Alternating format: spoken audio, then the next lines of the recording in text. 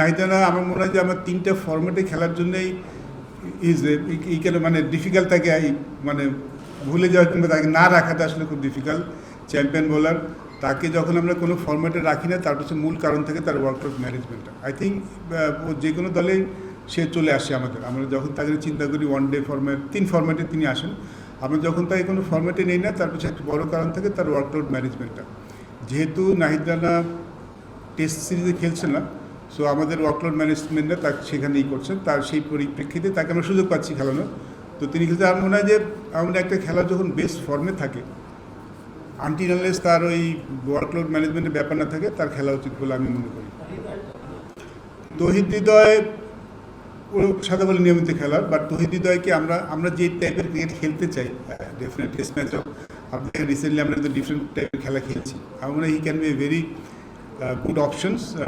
উনি আমরা ওর first class খেলা দেখেছি, ফার্স্ট ক্লাসে কিন্তু তার রেকর্ড খারাপ না, এবং তিনি যখন ব্যাটিং করেন তখন তো ওই জায়গাটায় যেখানে ব্যাটিং করেন খুব ইম্প্যাক্টফুল ইনিংস খেলতে পারেন। So this is one of Bangladesh cricket, positive cricket. আশা করি আমি তার ব্যাপারে খুব কনফিডেন্ট, তিনি লাল বলের সুযোগ পেলে ভালো করবেন। আই থিঙ্ক হাসান মাহমুদ আমাদের ওয়ান অফ এ মানে খুব ইম্পর্ট্যান্ট প্লেয়ার সব ফরম্যাটেই। এই মুহূর্তে যেহেতু ওডিআই সাদা বলে খেলছেন না, আমরা তাকে লাল বলের সবসময় বিবেচনা করি, তিনি সব টিমের স্কোয়াডে বিবেচনা থাকেন। সো একটা আমাদের জন্য ওর জন্য একটা বড় অপরচুনিটি, ভালো জায়গায় ভালো ক্রিকেট খেলতে পারছেন তিনি। কাউন্টির 2টি ম্যাচ খেলে জিম্বাবুতে জয়েন করবেন। আরেকটা ছোট্ট অ্যানাউন্সমেন্ট আছে, সেটা হচ্ছিল আমাদের টি-20 ভাইস ক্যাপ্টেনের ব্যাপারে।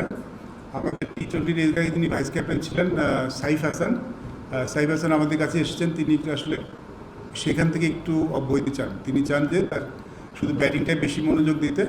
সো টি-20 ভাইস ক্যাপ্টেন সেটা তিনি করতে চাচ্ছেন না। তো সেখানে ক্রিকেট বোর্ড সেটা নিয়ে একটা অ্যানাউন্সমেন্ট করেছেন, এখন থেকে তৌহিদ হৃদয় টি-20 ভাইস ক্যাপ্টেন হচ্ছে। রবিউল ইনক্লুশন আমি যেটা বললাম যে আমরা একজন বোলিং অলরাউন্ডার খুঁজছি, বেশ কয়েকজনকে আমরা হয়তো সামনেও দেখার সুযোগ করে দেখবো। রবিউল আমাদের বোলিং অলরাউন্ডার হিসেবে এসছেন।